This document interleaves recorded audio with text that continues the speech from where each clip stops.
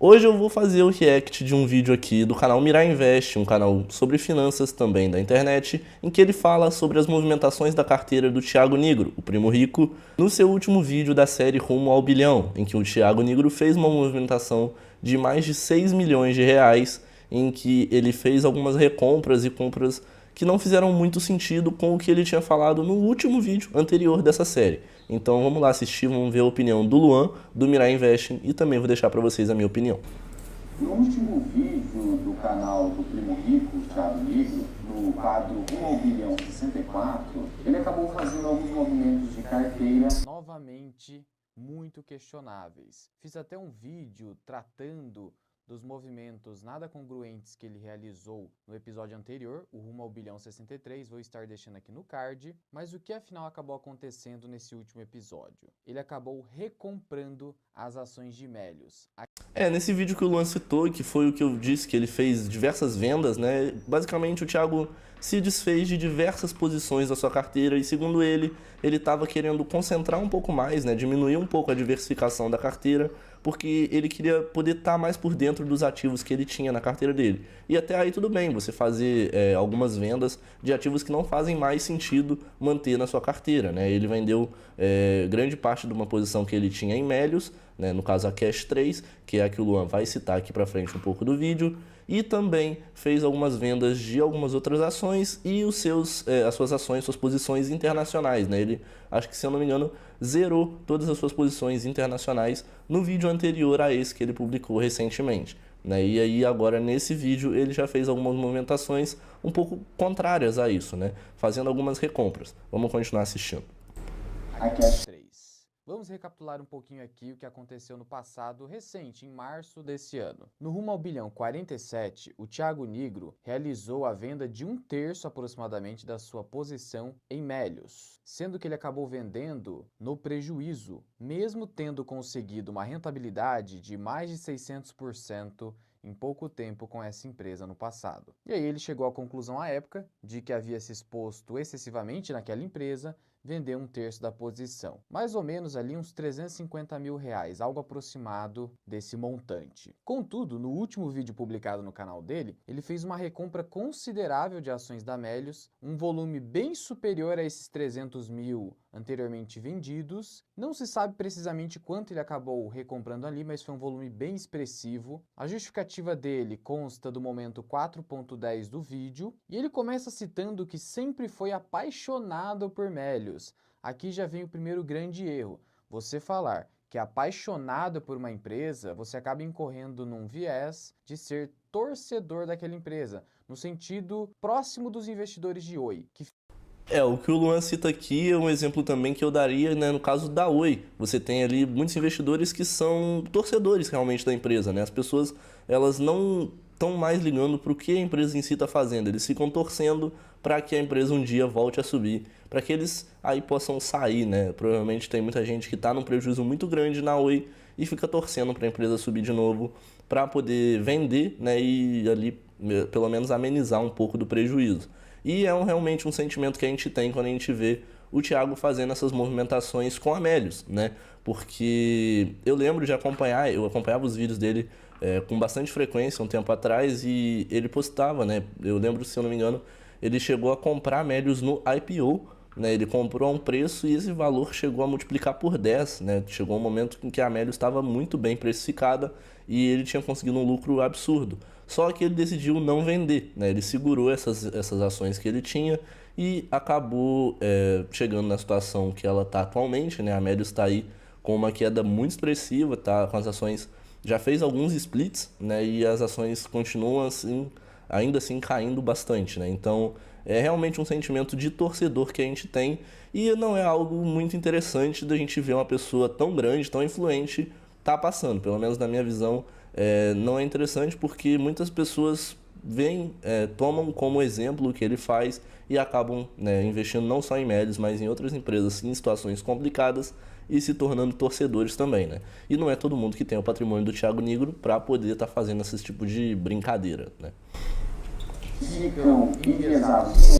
entendem que ela é um turnaround muito provável e é uma empresa que já está na segunda recuperação judicial. Você não deve ser um torcedor ou apaixonado por uma empresa. Realmente perderá muito dinheiro nessa ação. Por que eu digo isso? Porque a empresa e eventualmente os seus gestores podem estar te lesando ou causando prejuízo e mesmo assim você vai continuar na empresa porque você é apaixonado. E por que ele fez essa recompra? Ele cita que como a Cash 3 Amélios vendeu a fintech Bankly para o Banco BV por 210 milhões de reais em parcela única, esse ingresso no caixa da Melius tornou ela mais atrativa novamente. E vale ressaltar que o atual preço de Melius é bastante confuso. Por quê? Porque a empresa, em março desse ano, acabou publicando um fato relevante informando o seguinte, que estaria propondo uma operação de desdobramento e grupamento ao mesmo tempo das ações. Olha a confusão. Esse desdobramento e grupamento acabou acontecendo em abril. E como que isso funcionou na prática? Primeiro, a empresa fez um grupamento, reunindo 100 ações em uma ação. Então,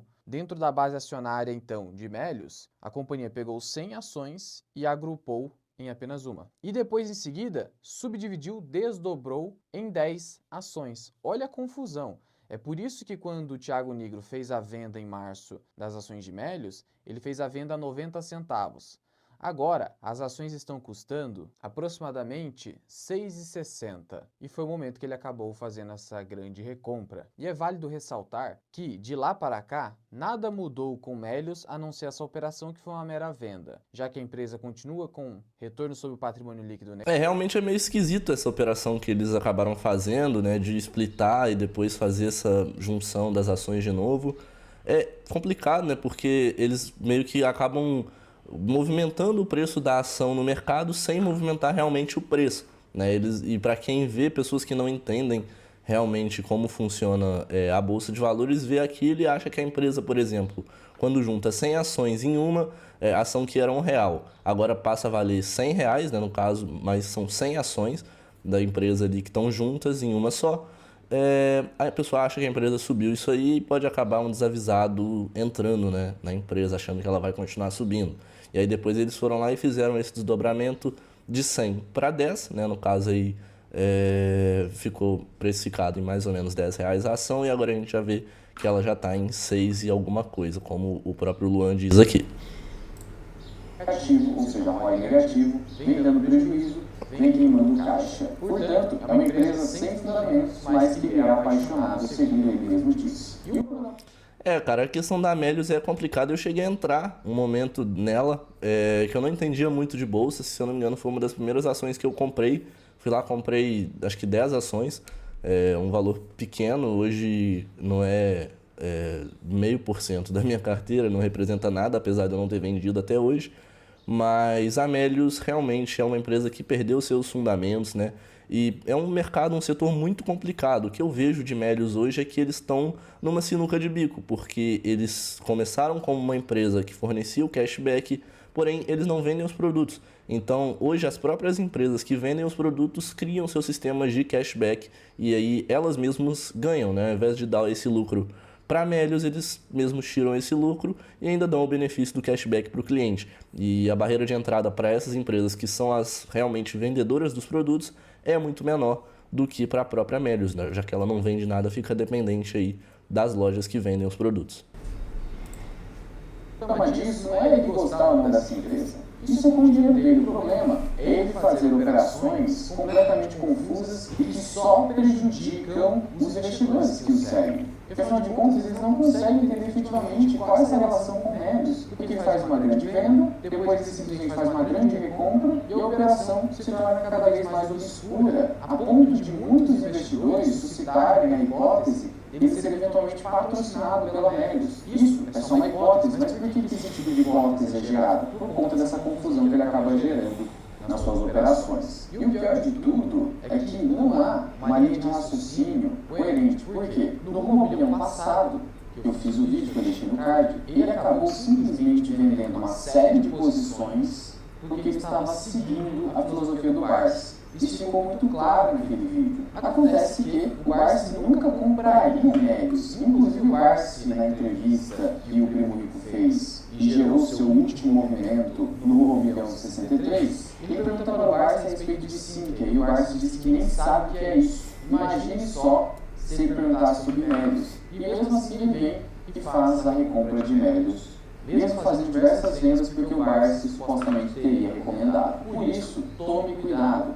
Não siga exatamente o que o Thiago Nigro está fazendo, até porque parece que sequer ele sabe o que está fazendo, porque esse tipo de movimento só denota amadorismo. E aí, superar essa questão envolvendo a América.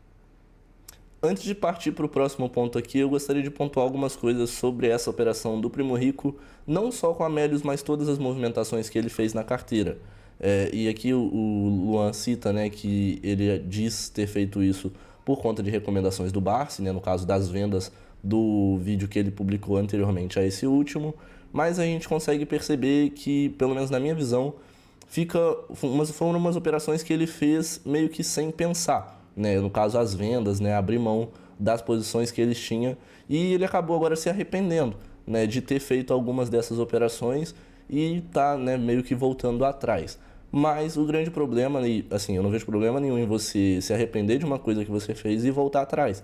Mas você não deixar isso claro, não falar, olha, eu errei, não deveria ter feito isso, tô aqui para mudar, para voltar para o que era antes, né? E aí a gente vai ver na mesma situação no caso do mercado americano, né? Que ele foi lá e praticamente zerou sua posição e agora fez uma recompra, só que através de um ETF, né? Do caso, ele comprou o IVVB11, que é um ETF brasileiro que replica o IVV, que é um ETF norte-americano, das principais empresas da Bolsa norte-americana.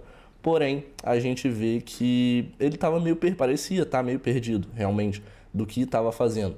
E para uma pessoa tão grande, uma pessoa que tem tanto tempo de experiência, né, e demonstra isso nos seus vídeos na internet, tem muito tempo que ele produz conteúdo, as pessoas acabam confiando mais nessas pessoas do que o normal. E aí fazendo com que essas pessoas copiem até mesmo o que ele faz. Porém, a gente sabe que o patrimônio dele, perto do que ele tem investido em ações, é muito maior, né? Então, e para algumas pessoas pode ser que a pessoa esteja colocando tudo que ela tem ali, né, confiando na estratégia do Primo Rico. Vou fazer o que o Primo Rico faz, porque se para ele deu certo, para mim vai dar também, né? Mas as pessoas se esquecem de que o maior patrimônio dele nem de longe está na bolsa de... No vídeo anterior, nós percebemos que, na prática, esses supostos grandes investidores agem por feeling, além do fato de que aquela carteira pública do Thiago Nigro é muito pequena frente ao patrimônio dele em equity. Afinal de contas, o Grupo Primo já vale mais de R$1 bilhão. Dessa forma, aquele dinheiro que ele tem ali, 15 milhões, 20 milhões, não faz nem cócegas na vida dele. Ele pode ficar fazendo essas especulações malucas com aquele dinheiro. Diante disso, a lição que fica é algo muito simples. Siga a sua própria estratégia, faça a sua própria análise. E se você não tem tempo nem disposição para fazer análise individual de empresas e seguir uma estratégia, então faça investimentos através de ETFs, de preferência ETFs norte-americanos, estando ou não a Bolsa de Valores norte-americana cara. A gente consegue concluir aí que a gente não pode ficar copiando outras carteiras, colocar nosso dinheiro com base no que outras pessoas estão fazendo com o dinheiro delas, porque vamos supor que você tem um patrimônio, tenha conseguido juntar ao longo de 10 anos um patrimônio de R$100 mil, né? Tem lá R$100 mil na sua conta e decide fazer um investimento, né? Você vai lá e investe com base na carteira do Primo Rico, por exemplo, e você foi lá e colocou, sei lá, vamos colocar 15%, 10% do seu patrimônio em Cash 3, em médios. Mas a empresa não tem fundamentos, é uma empresa que provavelmente vai crescer no longo prazo, né? Uma empresa que está passando por grandes dificuldades, está com uma gestão que tem feito algumas coisas, né, complicadas, diferentes do normal de mercado, né? Tem tomado algumas decisões que não são interessantes, mas a gente não sabe qual vai ser o futuro da empresa, né? Então você acaba se expondo a um risco de perder, ao risco da ruína, de perder todo o seu patrimônio, porque você está copiando a carteira de uma outra pessoa. Mais uma vez, eu não estou nem aí para o que o Thiago faz com o dinheiro dele, não me importa o que ele está fazendo ou deixando de fazer, se ele está ganhando, se ele está perdendo. Isso não é o ponto aqui. A questão é de que outras pessoas podem se sentir influenciadas para estar fazendo o mesmo que ele e acabar perdendo muito dinheiro, acabar perdendo todo o seu patrimônio. Então eu não acho que sejam movimentações inteligentes de se mostrar, né, de se fazer. A gente não tem que julgar o que ele está fazendo, né? Afinal ele tem muito mais tempo de experiência do que eu, porém, não é algo que eu faria publicamente, né? Não mostraria esse tipo de operação para as pessoas, porque isso pode realmente acabar influenciando elas a estar fazendo essas movimentações iguais, né? Copiando essas movimentações e acabar perdendo dinheiro. Enfim, muito bom o vídeo do Luan aí, né? Diversas opiniões congruentes, parecidas com a minha, inclusive. E se você viu esse vídeo até aqui, se você gostou, eu te peço que se inscreva, não só aqui, mas vai lá no canal do Luan também, dá um like no vídeo que ele postou, esse vídeo que a gente assistiu, né? Eu vou estar deixando na descrição. E é isso, um grande abraço para vocês, eu sou o Pedro e esse é o Investe Aí.